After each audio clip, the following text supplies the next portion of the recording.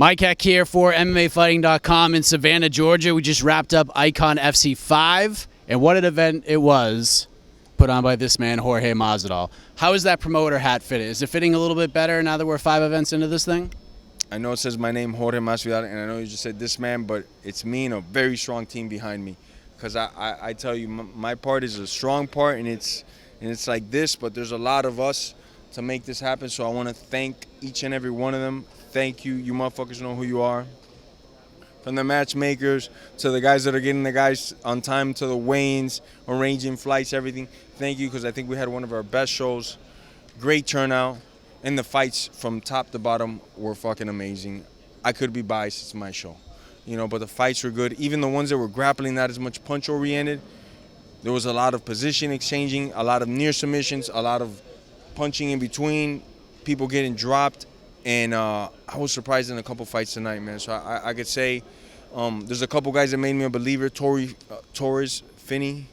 I didn't think he was going to hold that pace for 3 rounds. I didn't think he was going to come and wrestle that guy for 3 rounds and just shut him down like that. I thought, no, there's no way he's going to hold this pace. He proved me wrong, made me a believer. This guy Torres is ready for the UFC, man. He's at that weight, he's a fucking problem, bro. That was one of my questions is, you know, you're part of this big team right now, putting these fights together, and he's obviously a guy that you're building around because he's such, I mean, he's only 23 years old. That's the scary thing about him. He's nowhere near as good as he's going to be. The upside on that guy is not real. Fuck, he has a lot of power, man. He has a lot of upside to him, man, and he's a dog. I saw him get tired. Long day. Like you? I saw him get tired. Guess what? Guy's a fucking dog. Bit down his mouthpiece, pulled through, got the fucking finish. Love this guy, bro. Solomon Renfro closed the show. A lot of people, myself included, tweeted out the night he was on the Contender Series that, 1, a lot of people thought he won that fight, and 2, he should have been signed win or lose after that performance. But he comes out here, chip on his shoulder, unhappy his opponent missed weight. What did you think of Solomon closing the show tonight? Solomon was 100% right of being upset at the weigh-ins. I heard he was upset at the weigh-ins. I've been the same too. If you miss weight, especially by that much, I mean, it's the first thing. Like, man, we signed a contract. Let's be civil about it and do the first thing we agreed to, which is fucking make weight and then we fight. You know, so I definitely understood Solomon and why there was that little exchange at the weigh-ins. Man, Solomon is like one of the best guys outside of the big show. Like on the regional scene, I'd be hard pressed to find a guy that keep up with him. You know, he's great, man. There's not many guys that'll beat him.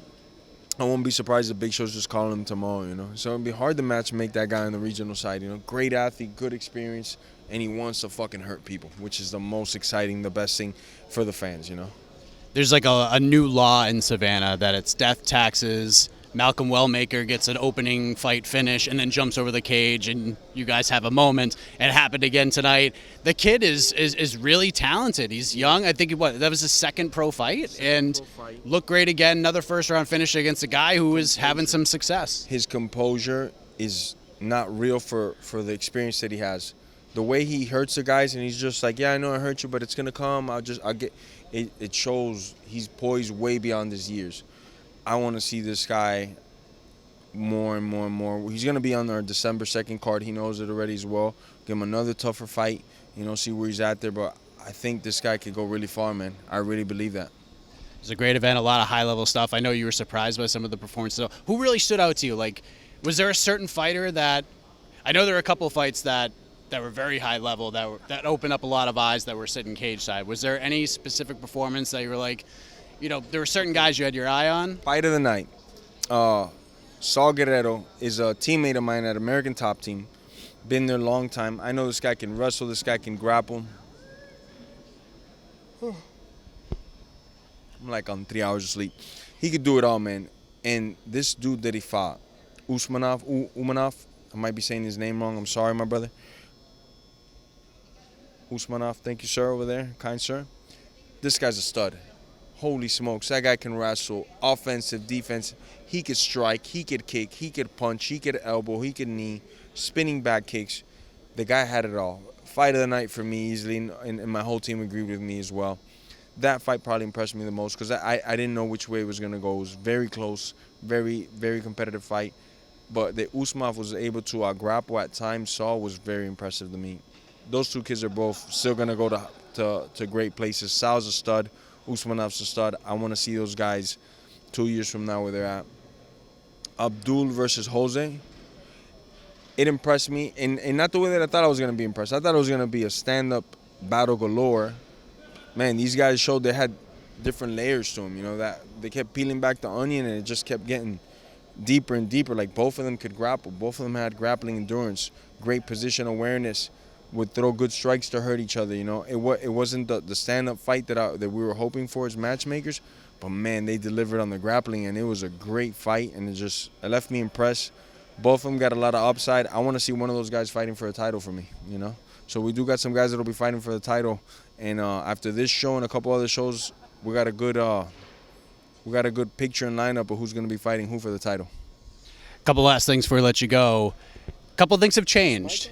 It's on. Look at it. Look at it. See, we're making sure we're running here. No, we won't be in downtown Savannah in the middle of the street this time around. But a couple of things have changed since we spoke. A couple of things have happened.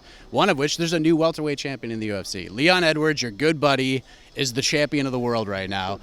Is that, I mean, what a crazy situation. This is just MMA at its craziest. What was your reaction to this? When you're watching it happen, we're all thinking, okay, Usman's about to win a decision, and then boom, upside the head, he's the new champion. I literally called it right on the head. The whole fight. 2 weeks before and like a month before, I got asked, what do you think is going to happen? And you go to that interview, and I called it fight for fight, and I said, this is what's going to happen. But if Leon wins, it's by this. And literally, it happens. And the way that I said it on the interviews, it's like God told it to me in my dream. So what does that mean? That hopefully I'm kicking Leon's ass soon, and then I get back in front of Usman. I get back in front of everybody, you know. But I don't know what's happening right now. Leon's, you know, getting a little cold feet. You know, I don't know what it is. He doesn't want to lose in England again to me, so it's kind of ignoring my phone calls. Well, one of the things that came out of this is that in MMA, we always say strike the word deserves from your vocabulary, because that just doesn't matter. Meritocracy in a lot of ways doesn't matter. It's what's going to put butts in seats and what's going to drive revenue.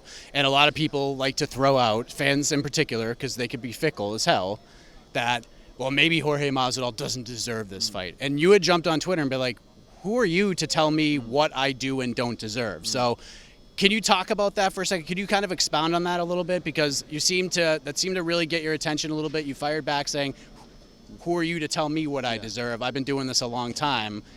We got a story. This is a big money fight. What's going on here? For starters, everybody has an opinion, and everybody's entitled to it. So if people think I deserve it or not, awesome, man. I don't take nothing to heart. I definitely feel I deserve it. I definitely seen, just from the money side, we definitely deserve it. Just from the fan side, we definitely deserve it. Who doesn't want to see me fight Leon? You know, they might say I don't deserve it, but they would still raise their hands in the dark and quiet and be like, I want to see that fight, and I'm actually going to pay my hard-earned money to go see that fight. So I don't agree with that, you know. I mean, Hendo had beaten Bisping, and then when Bisping was champion, I think Hendo was maybe very similar to me. He was not even in the top 10, you know, at the time. They just dropped my ranking as well. So, you know, they brought Hendo in there, fought Bisping in England, gave him a tough fight. You know, ended up going 5-round decision. Bisping won in England. Probably could have gone to Hendo. I remember being a very close fight. But it happens. It's the fight world. You know, there was a story there. If that had a story, this has a fucking movie between me and what's his face, a fucking English fuck, you know? So why not give the fans what they want, you know? I mean, and if I didn't deserve it or fans didn't want it, why is every time I talk to a reporter or anybody, they're always just talking about this? Why aren't they talking about something else? They're always talking about me against Leon in England. Leon, fucking step up to the plate, bro. You begged and cried and did all this bullshit before when I was fighting for the titles. Now you got the belt. Let's go. And I never dodged this fuck, because when I wasn't fighting Leon, I was fighting the guy that had the belt. And then after that, I went and fought the guy that was number 1. So if Leon wants it, I'm here, man. But, you know, he'd rather be, I don't know, drinking tea, eating fish and chips and shit. I don't know, bro. Last question. What did you think of Nate Diaz riding off into the sunset with the win? The MMA gods in a lot of people's eyes shined upon him with the craziness of the day before that card. Gets the win over Tony, 2 OGs getting in there and doing the damn thing. What did you think of that? And Nate kind of going out with the victory the way that he did. That's good for him to leave, bro, the big leagues before he gets like serious brain damage. I think the guy's like borderline vegetable, you know. His interviews, his spunkness, his wittiness and sharpness has gone to like shit. Like you have to wait for him. The pause has gotten longer. You used to ask him a question, be like a 2-second pause. It's like a 30-second pause now. It's good for him, man. He shouldn't be in the big league, man. He's gonna get hurt, man. Take that old ass dude somewhere else, you know. Plus, I almost killed his ass and the referee saved him, you know. So I don't really like him too much. Well, I appreciate the time as always. You have working equipment, working microphone, and I can't wait to see who you guys line up for Torres Finney the next time you guys have an event, because that's the mystery of the year to me. Like 30 fucking no's, so maybe 1 yes, because he was already a nightmare to match up now. I don't know who's gonna fucking fight the dude, bro. Fucking the Hulk from the Avengers or some shit, bro. I don't know. There you go. Enjoy some mezcal, my man.